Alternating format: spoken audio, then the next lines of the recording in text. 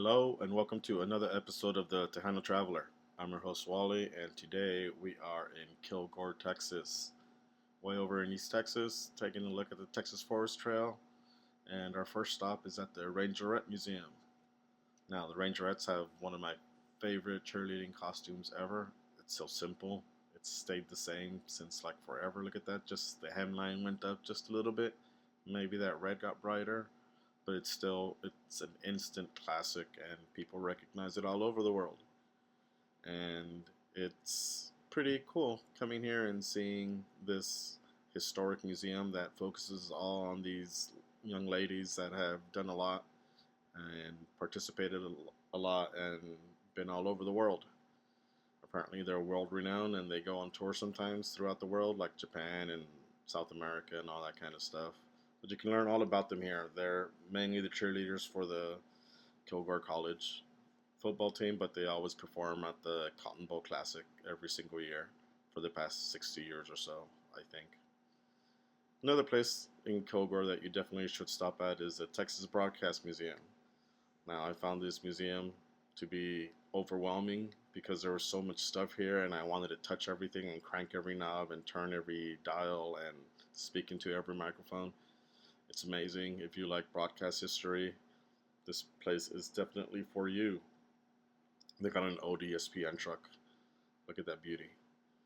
You come here, you get to see all the lights and buzzing sounds and get to see how the technology went from wooden boxes to very sophisticated equipment. Now, the only odd thing about this museum is that it has odd hours because it's basically run by this volunteer and his friends. So definitely check out to see when it's going to be open and plan your trip around it because it's definitely worth stopping here and checking things out. Now, Kilgore has a lot of oil history, and one of its main claims to fame is that it was home to the world's richest acre.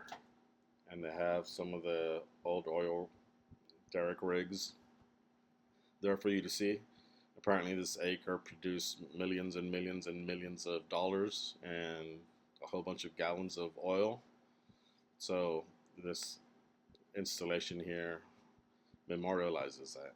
It celebrates that and it celebrates our oil history here in Texas. And you get to walk around the miniature that they first set up. Get to feel like King Kong or Godzilla walking around. Money that would let you rip it down, but that kind of be counterproductive.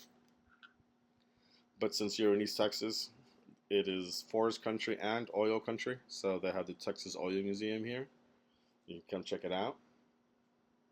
Learn a lot about the oil industry and how oil towns used to pop up suddenly and become boom towns overnight and then just disappear completely once the oil wells ran dry. But my favorite section is this section here because you get to walk around an evening at a oil boom town and you get to see how things were constructed quickly and